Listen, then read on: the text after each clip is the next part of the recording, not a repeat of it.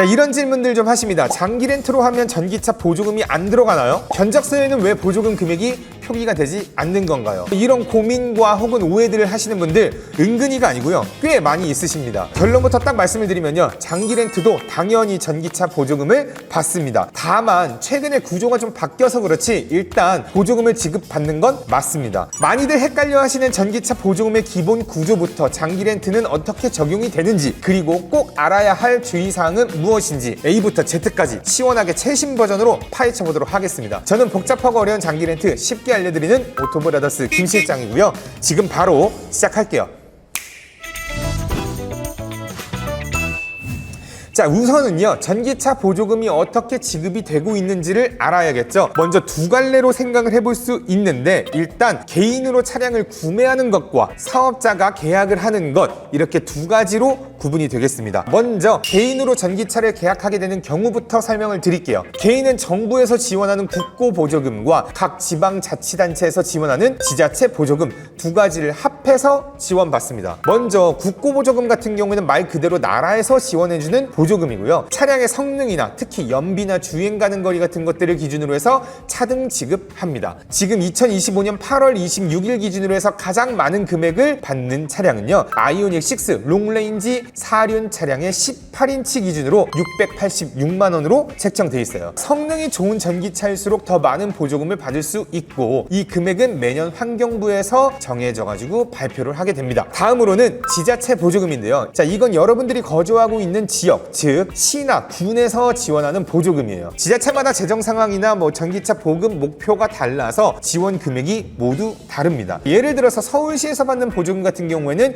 경기도에서 받는 보조 금액과 다를 수가 있다는 거죠. 현재 서울시 기준으로 해서는 전기차가 60만 원, 수소차는 700만 원의 보조금이 있고요. 경기도 같은 경우에는요, 김포시도 다르고 수원시도 다르고 시흥시도 달라요. 아무튼 각 시마다 조금씩 다르지만 200만 원에서 최대 484만 원, 수소차는 1000만 원에서 1200만 원 사이의 보조금이 있습니다. 서울시보다는 경기도가 좀 더 많이 지원을 해주는 거죠. 이걸 간단하게 확인할 수 있는 곳이 무공해차 통합누리집이라는 사이트입니다. 들어가 보시면 아주 쉽게 여러분들이 받을 수 있는 보조 금액을 확인할 수 있어요. 구매를 앞두고 있다면 지자체 담당자에게 보조금이 얼마가 남았는지 꼭 확인해 보시는 걸 잊지 마세요. 그리고 국고보조금과 지자체 보조금 뿐만이 아니라 여러분들 각각의 특성에 따라서 추가적으로 받을 수 있는 보조금이 있는데요, 만 34세 이하의 청년이 생애 첫 전기차를 구매했을 때나 혹은 소상공인이나 다자녀 가구일 경우에는 이런 식으로 추가 보조금이 나오니까 추가적으로 나오는 거 어떤 게 있는지 잘 확인해 보시는 것도 팁입니다. 이제부터는 장기 렌트처럼 사업자가 전기차를 구매하려고 할 경우를 살펴봐야 되겠는데요, 23년도 전까지는 개인과 동일하게 지급이 되기 때문에 사업장의 소재지에 따라서 정해진 보조금을 지급받을 수 있었습니다. 지역에 따라서 보조금 지급 금액의 차이가 크기 때문에 편법적으로 렌트사가 높은 보조금을 지급받을 수 있는 지역에다가 지점을 만들어 가지고 많은 금액을 받기도 하고, 이렇게 하지 않는 곳은 손해를 보는 경우가 생겼죠. 그래서 24년도부터는 사업자의 경우에는 일괄적으로 소재지 상관없이 차종에 따라서 한국환경공단에서 정해진 금액에 맞춰 보조금을 지급받게 되는 것이 현재 상황입니다. 근데 하필 한국환경공단이 어디야? 이 업무를 왜 담당하고 있는 거야? 라는 생각을 하실 텐데요, 한국환경공단은요, 개인 소비자가 아니라 법인이나 개인 사업자, 특히 렌트사나 리스차처럼 많은 차량을 한꺼번에 구매하는 대규모 사업자들을 대상으로 전기차 보조금 업무를 전담하고 있습니다. 그러니까 행정적으로 쭉 통일되게 진행할 수 있는 곳이라는 거죠. 그렇게 해서 렌트사가 한국환경공단을 통해서 국고보조금을 받아가지고 차량의 구매 비용을 낮춥니다. 이 혜택이 결국엔 여러분들의 월 임대료에서 반영이 되는 거죠. 그럼 이쯤에서 여러분들이 좀 궁금해 하시겠죠? 내가 개인으로 구매할 때와 장기 렌트로 진행할 때 보조금의 차이가 있는 걸까? 있다면 얼마나 있는 걸까? 이런 것들 궁금하실 겁니다. 그럼 실제로 개인이 차량을 구매할 때와 장기 렌트로 진행할 때의 보조금 금액을 제가 비교해 보도록 할게요. 개인 보조금 같은 경우에는 서울도 있고 인천도 있고 경기도도 있고 다른 지역들도 있겠지만 간단하게 제가 세 군데만 비교를 해보도록 할게요. 서울, 인천, 경기, 그것도 김포를 정하도록 하겠습니다. 장기 렌트 보조금은 무공해차 통합누리집에서 공개한 2025년 하반기 전기차 보급 사업 모집 공고를 참고했습니다. 혹시 모르니까 견적에 전기차 보조 금액을 명확히 명확하게 표기하는 메리츠 캐피탈의 견적도 함께 크로스 체킹을 해보도록 할게요. 대표적으로 제일 많이 찾는 차종들을 한번 볼 텐데요. 캐스퍼 전기차 EV3, EV6, 그 다음에 아이오닉 9까지 비교를 해보도록 하겠습니다. 먼저 캐스퍼 전기차인데요. 개인 같은 경우는 국고보조금이 500만원, 서울은 60만원, 인천은 198만원, 김포시가 206만원. 그러니까 적게는 560만원에서 706만원가량을 받을 수가 있는데 장기렌트 같은 경우에는 669만원을 받습니다. 다음으로는 EV3를 한번 살펴볼 텐데요. 롱레인지의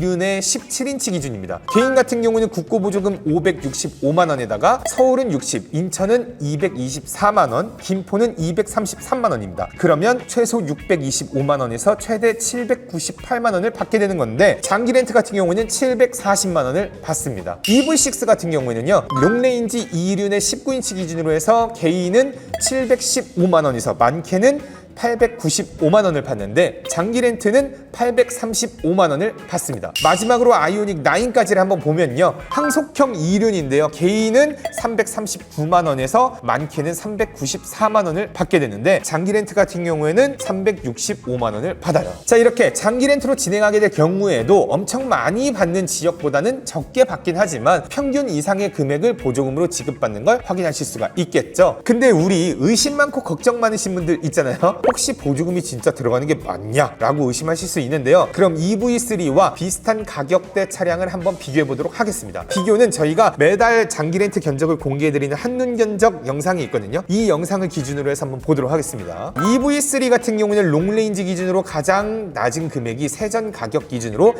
4,650만 원이에요. 보조금이 적용된 장기 렌트의 월 렌탈료는 56만 원입니다. 그럼 보조금이 전혀 없고 EV3와 잔존 가치가 같은 G70 기본 모델이 약 4,300만 원인데요. 같은 조건으로 계산을 해보면 월 임대료가 75만 원대가 나옵니다. 그러니까 EV3가 56만 원에 나온다는 건 보조금이 실제로 반영이 되었기 때문에 가능한 견적이라는 거죠. 만약에 보조금을 못 받았다면 G70처럼 75만 원이 찍혀야 되는 겁니다. 그러니까 여러분들이 EV3의 전기차 견적을 한 50만 원대로 받으셨다면 보조금이 반영이 된 게 맞구나 하고 넘어가시면 되는 겁니다. 그럼 여러분이 전기차가 아니라 내연기관 차량으로 월 55만 원에 이용할 수 있는 차량은 뭐가 있을까 궁금하실 텐데요. 마찬가지로 한눈 견적을 한번 살펴보시면 투싼이나 스포티지를 적당한 옵션으로 넣어서 이용을 할 수 있는 게 딱 요 정도 가격대입니다. 물론 내연기관이기 때문에 주유 비용까지 생각을 한다면 비용이 더 나가는 걸 생각하셔야겠죠. 그렇다면 EV3와 같은 급의 셀토스 차량 정도를 살펴보면 41만 원부터 사용을 하실 수가 있습니다. EV3가 옵션이 좀 더 괜찮다는 걸 생각하면 뭐 한 달에 주유 비용이 한 15만 원 정도 이상이 나온다면 EV3, 그러니까 전기차를 진행하시는 게 더 경제적이다라는 결론이 나오겠습니다. 자, 마지막으로 제가 꼭 한 가지 짚고 갈 게 있는데요. 여러분들이 꼭 주의해야 될 내용이에요. 전기차 보조금은요, 의무 운행 기간이라는 것이 있습니다. 만약 이 기간 안에 장기 렌트를 중도 해지하게 된다면 어떻게 될까요? 정부가 지급한 보조금을 돌려줘야 됩니다. 물론 100%를 지급할 수도 있고 뭐 차등적으로 지급을 할 수가 있는데 일단 여러분들이 돌려줘야 되는 게 맞는 겁니다. 물론 보조금을 지급받은 건 렌트사기 때문에 환수 책임을 렌트사가 지게 돼요. 그래서 전기차를 계약하게 될 때는 대부분 렌트사가 따로 약정서를 작성합니다. 의무 기간을 지키지 않을 경우 발생하는 모든 손해금을 책임지는 계약인 거죠. 그럼 위약금도 내야 하고 의무 운행 기간을 위반한 것에 따른 손해금도 내야 되는 거죠. 따라서 계약을 해지할 일이 생기지 않도록 장기 렌트는 계약하기 전 자신의 상황에 신중하게 고려하는 것이 중요합니다. 오늘 내용 한번 정리해 보도록 하겠습니다. 첫 번째, 전기차 장기 렌트도 보조금을 지급받을 수 있다. 두 번째, 장기 렌트 보조금은 개인 구매 시와 큰 차이 없이 손해보지 않고 보조금을 다 받을 수